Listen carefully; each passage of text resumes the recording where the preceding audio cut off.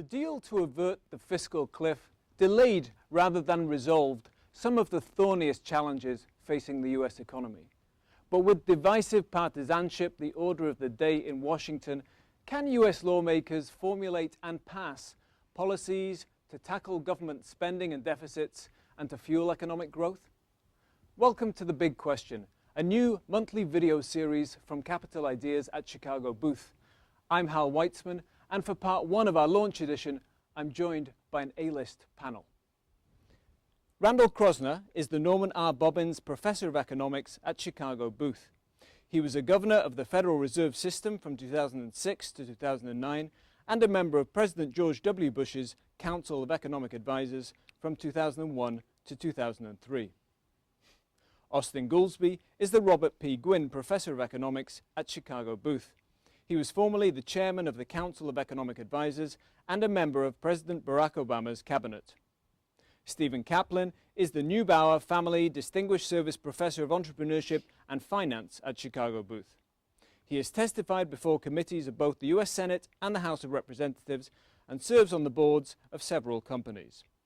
And David Axelrod is Institute Director at the University of Chicago's New Institute of Politics. He is one of President Barack Obama's top campaign strategists and was formerly Senior White House Advisor to the President. Panel, welcome to The Big Question. Thank you. David Axelrod, let me start with you. We avoided plunging over the fiscal cliff narrowly, but now looking forward we have the debate coming up over the debt ceiling. We've got the debate over the sequester, the continuing resolution. Do you think 2013 is going to be a year in which the U.S. lurches from political crisis to political crisis? Well, I hope not. I think what we have to confront are some structural problems in our politics. You know, the first instinct of politicians is survival. And while the national impulse is to solve these problems and for cooperation, in many of these congressional districts, particularly on the Republican side, that's not the case. They're only responsive to primaries because that's the only political challenge they face. And there, there's a different impulse, which is basically to try and make government as small as possible and to resist compromise. And so, we have to see whether or not the leadership of the Republican Party wants to become a national party and solve problems, or a regional party and simply keep re-electing members mostly from southern districts. But does that mean that the partisanship could well get worse this year? Well, it could get worse, though. My hope is that there are enough cool heads in the Republican Party who will say, this is not helping us. I mean, you understand that Congress now is trading about as low as any Congress ever has in the history of polling. I mean, they barely have anywhere to go. It's like 13%, I think. Or lower. It's been as low as 10. I always joke that if you include the margin of error, they're close to being liked by no one in America. So they have to take this into account. And so I think there's going to be a struggle within the Republican Party. And I think one of the big fault lines is going to be the debt ceiling, and whether or not there are those in that party who are willing to drive the country over that much larger cliff, as devastating as that would be. Randall KROSZNER, let's take a step back for a moment and think about the deficit. What would it actually take to eliminate the deficit? It would take an awful lot of action by the Congress and the administration. I mean, I think what we really need to do is think very carefully about the costs and benefits of different types of spending. I think there's really sort of a false debate about austerity versus stimulus. I think there are a lot of things that the government is wasting money on, but there are a lot of things that might be very sensible for the government to be making investments in. Part of the stimulus package had that very important high-speed rail train plan between Duluth and Minneapolis. Not quite sure that's where the key bottleneck is, but there are other infrastructure projects like the Tappan Zee Bridge, which is the bridge that's just above New York City, that's falling apart and is a major bottleneck. So thinking carefully about the expenditures and thinking carefully about how you raise revenue, you want to think about it in terms of, again, costs and benefits. There are more efficient ways to raise revenues, and there are less efficient ways to raise revenues. And the type of approach that was in the bipartisan Simpson-Bowles approach, which was, say, either keep rates the same or lower rates and broaden the base, a much more efficient way to do that, eliminate a lot of the distortions that come in the tax system, a lot of the loopholes, and we could have a pro-growth tax system because that's really the key thing that's ultimately going to get us to have the right balance, and a careful root and branch analysis of the expenditure, what's good and what isn't, and just focus on things that really have benefits. So I want to put some numbers on this. The economy is a $16 trillion economy. The CBO has forecasts of deficits through, really 2020, 2022 of about $1 trillion a year.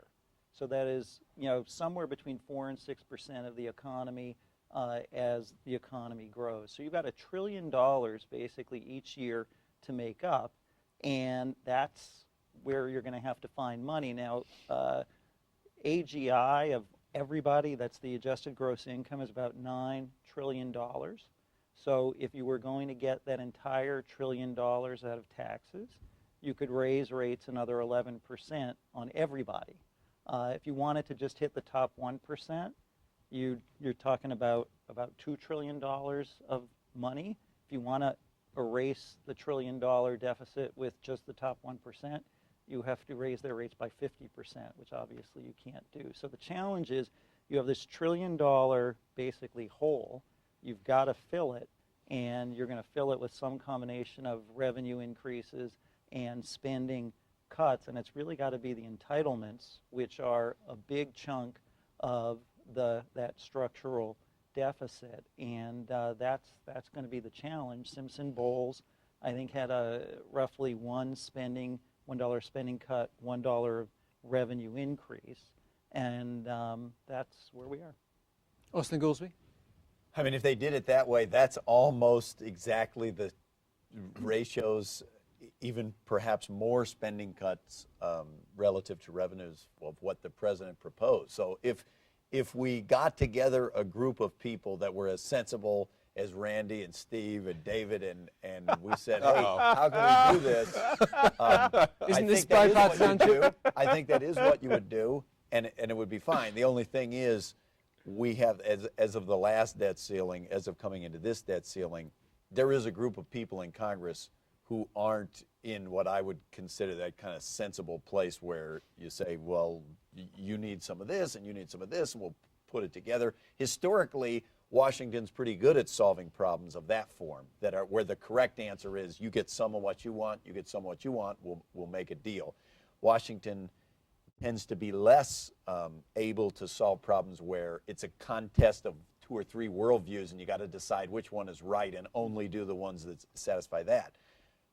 And unfortunately, you've seen a transformation, it feels like to me, of the budget from a compromise, everybody gets part of what they want, into a no, it's a contest of worldviews, and either we're going to wholesale change the nature of entitlement, so it's not going to be a public social insurance program. We're going to try to convert it to a privately financed, privately run private accounts type of circumstance. But it's not exactly an insurance program at this point, but go on. Well, it is a social insurance program of the form that social insurance programs take. The level of the promises exceed what the level of the revenues are going to be because the population is aging, and we got to deal with that. I think Steve's right. It's going to be some combination of revenues and cuts, but there is a group of people saying it can't be any revenues at all, and the more they insist on that, the more it's just going to go by. I was as I was listening to these guys speak, I was struck exactly by what you said, and I was thinking, yeah, but you guys have tenure. These guys don't, and that's a big difference. And it is going to take quite a bit of force to resist some of the most strident voices in both parties in order to forge this kind of compromise. I mean, you're suggesting it's a question of leadership, but the leadership has to sell it to the rank and file members of Congress. Austan Goolsbee, given that dynamic, what would a feasible deal look like? I would say 2 things about that. I think ultimately a feasible deal will look a lot like Simpson-Bowles, which is to say a somewhat balanced, comprehensive type of plan that tries to stabilize the debt to GDP ratio and start it shrinking. And to do that, you need about $4 trillion of deficit reduction over 10 years. And there'll be some argument over how much revenue will come from, how much of the revenue will come from high-income people, how much of the cuts will be on Social Security, on Medicare, and et cetera. But if you take a step back, few people make fun of the dysfunction in Washington more frequently than I do. But I will at least give them one way in which it's not entirely their fault. It's our fault, the voters, and that is we, the American people, have not made up our minds how we want to do this. And you got big majorities saying they think government is out of control, they want spending cuts, and you got big majorities saying they don't consider entitlements to be spending and they don't want anyone touching it. And as long as we, the voters, are sending the signal we don't want any taxes to go up, but we don't want anything to be cut, of course they can't agree in Washington. I think that's the root of why they haven't been able to agree so far. Randall KROSZNER, does that mean ultimately Americans have to accept that taxes on the middle class are going to go up? Well, exactly as Austin said, it depends on how we do it. And so there can be very significant reductions in some of the spending categories. We obviously need to have some very fundamental entitlement reforms. That's when you look over the longer horizon, that's really the major challenges in the budget. Health care, Social Security, those kinds of things. But just cutting spending, is that going to be enough? Don't you have to raise revenues as well? Well, it depends how much and how. I mean, if you look over the longer term, the big items, the ones that are really coming in, precisely as was said, is because we've got an aging population. So more and more promises have been made. But as the population has gotten older, even if you had the same promises, you'd have a lot more burdens. But more promises have been made when there's a larger constituency that are older people. Some of those, unfortunately, some of those promises will not be able to be made good on.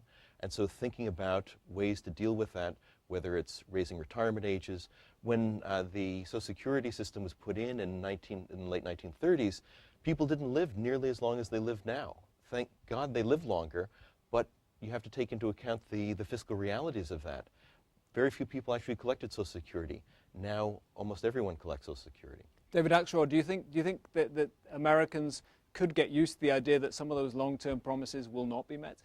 Well, I think that, as Austin said, I think that you can sell Americans on a balanced plan in which there is some sacrifice, particularly if it's in the long term. What you can't sell them on is a wholesale abandonment of the fundamental principle of some of these insurance programs. But one thing that I think is important to point out, the short answer to the question that you asked, Randy, is yes, you can't do this without revenue. And in fact, we hear so much about Simpson Bowles, and the Republicans love to talk about Simpson Bowles in Washington. But the fact is Simpson Bowles called for far more revenue than the president has proposed himself. You can't solve this problem without revenue. So there's going to have to be changes on both sides of the ledger. I think the other thing that is important to consider as we have this discussion is what's happened in our economy. The fact of the matter is that changes in our economy have put enormous pressure on middle-class families and people aspiring to become middle-class families. There's been great polarization in terms of wealth, and this has been going on for a long time. And these forces have created a great sense of anxiety among a lot of folks in this country. So then when you approach them and say, and by the way, now we're going to cut your Medicare, we're going to cut your Social Security, it's a difficult case to make. I think it can be made if it's done responsibly, if the change CPI proposal is one that I think the president has advanced. I think it has potential to be a saleable thing. Tell us what that proposal was.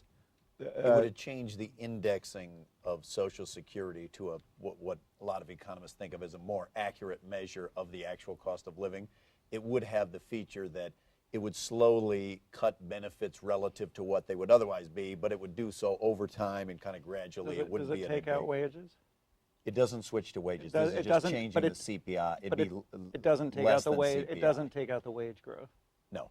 But it switches it to less. But the other element is on health care, and that is how there's no doubt that we have to have savings in Medicare, savings in Medicaid. The question is how and exactly. Whether or not, I mean, there are enormous inefficiencies in our health care system, and everybody agrees on that. The rationale behind the president's health reform was to get at some of these, and we have to aggressively ask the question, how do we make these programs more efficient? How do we make our healthcare system as a whole more efficient? Because that is the best way to ultimately reduce the cost of these programs. I think that's exactly the right way to approach things. Is what we want to do is think about how public policy can make markets more efficient, make markets work better, rather than make them more burdensome, make them more problematic.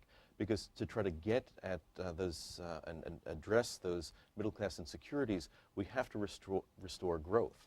And unfortunately, we haven't had as much growth as we would like. And thinking about pro-growth policies, whether it's on the entrepreneurial side, on the tax side, and thinking about our expenditures where they inhibit market development and where they can help market development. That's where we need to go. Talking of growth, Steve Kaplan, what effect is this uncertainty politically and over government spending having on companies and their investments?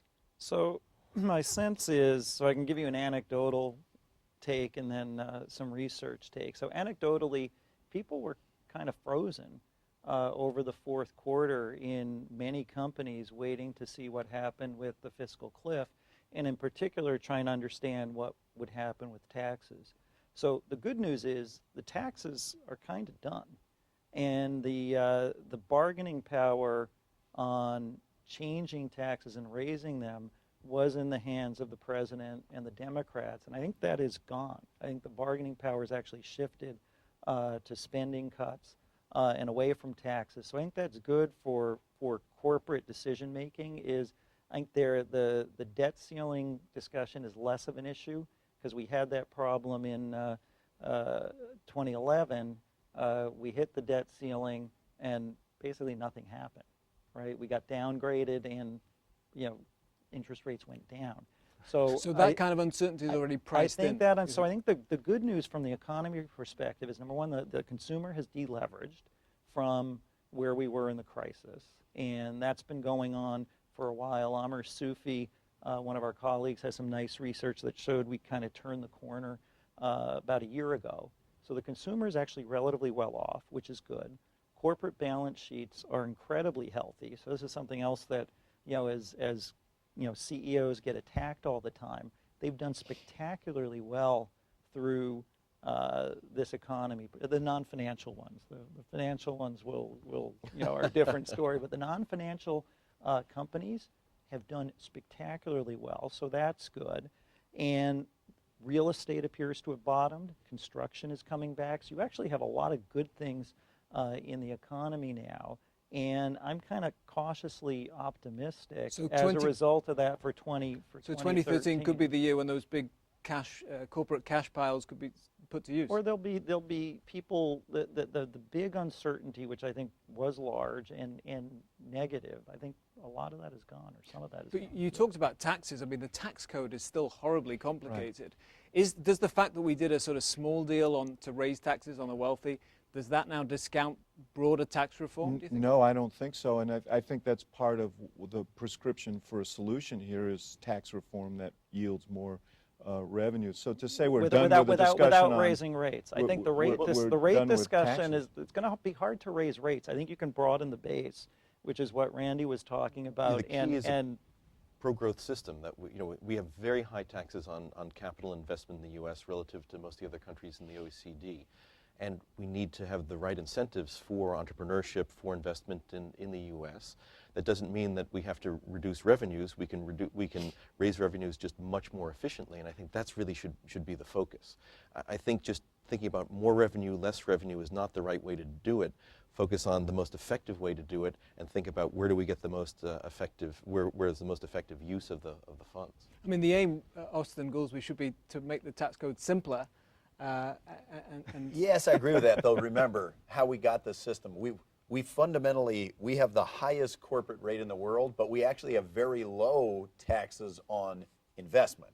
And that's partly we, the economics profession, advise that kind of system is a better way to tax companies than just having a low corporate rate that applies to everything. Is that we said you want to try to encourage investment, so keep the rate high and give these special investment deals, if you will. Now we're in some sense going around and arguing the opposite. Let's broaden the base and lower the rate. And that it may be that our previous advice was wrong, but we should bear in mind that that's we the economists advised something like the system that we got to. I think if we do tax reform, one of the main goals should be to make it simpler and to try to discourage people from engaging in the kind of, whether it's offshore activity or tax shelters or all kinds of things that the current complex code encourages. Step back, though, to your previous question about uncertainty and growth. Remember, 90+% of the growth in the economy has nothing to do with the government. It's the private sector drives it and should be driving it. And we were just trying to set up a situation in which the private sector can go back to its normal role of the sustainable engine of expansion in the United States. But it's not only the United States where this kind of uncertainty is happening. I think the uncertainty is about the possibilities of financial crisis, the dangers of worldwide downturn, and so the accumulating money on the balance sheet without investing it is not just U.S. companies. That's a worldwide advanced economies phenomenon. If you look in Europe, if you look in Japan, if you look in Australia, and all around the world, companies are sitting on money because we've just gone through a phase where if you didn't have liquid assets, you died. And they don't want to be in that position again. There's one other uncertainty, which I don't quite know how big it is, but I suspect it's larger than people think, and that's what's going to happen when Obamacare kicks in at the end of the year. And particularly for the lower income and middle income people who work at retailers and restaurants, there's a good chance there's going to be a lot of dislocation because of how the way the bill was written. It increases costs to companies of $2,000 per person. And if somebody is making $30,000, $40,000, it's a big cost to a retailer and to someone running a restaurant. And there is the potential for big dislocation there. And I don't know whether the employees are feeling that yet, or I certainly know the companies are thinking about it very hard. And that's a wild card. David Axelrod, what do you make of that healthcare is itself could be a source of uncertainty? Well, I've heard paeans to the market here. I know that the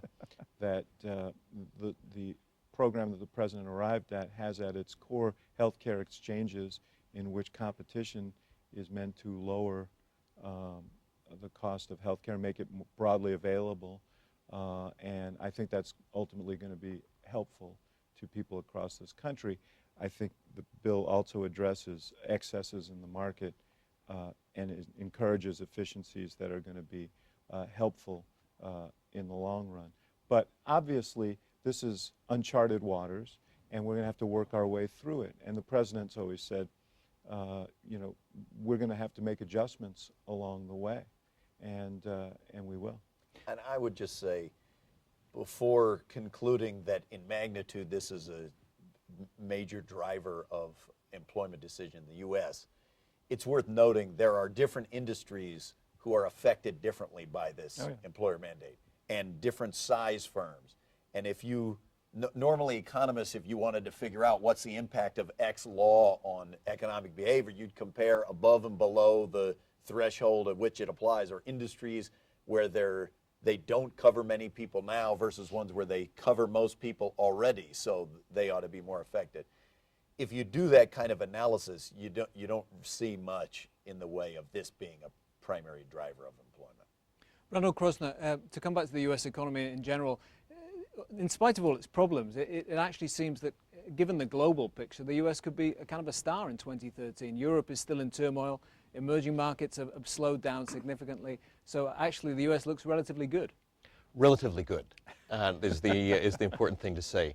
I think there is a chance that we could have a reasonably strong recovery if we can deal with some of these uncertainties, or some of these uncertainties aren't quite as large as we say they are.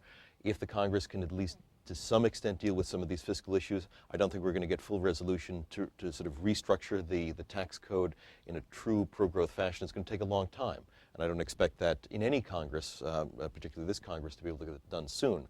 but Europe at best is going to be 0.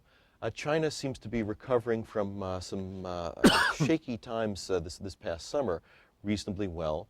As you said, the emerging markets, it's a mixed bag there. So we have some potential. Also something that is very valuable is all of the finding of energy that we've been having recently. And a lot of that is in natural gas, which is very difficult to send around the world. Normally, if you find more oil somewhere, that just reduces the world oil price, and so everybody benefits from that. Here, effectively, a lot of that natural gas is kind of caught in the U.S., and because of difficulties of building liquefied natural gas plants to send that out, it's keeping the natural gas prices and energy prices much lower in the U.S. A number of heavy manufacturing things that had largely gone elsewhere are starting to come back.